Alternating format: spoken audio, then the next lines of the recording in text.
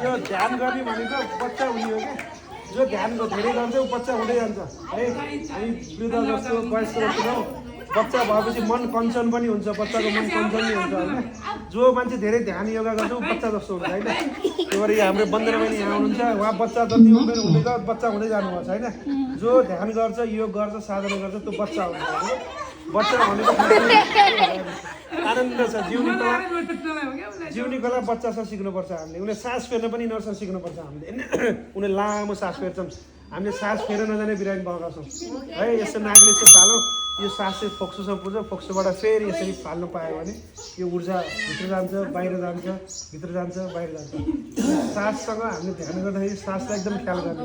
तपाईँ कहिलेकाहीँ मन आत्तियो भने आफूले फेरेको सास ख्याल गर्नुभयो भने बिस्तारै मन शान्त हुन्छ।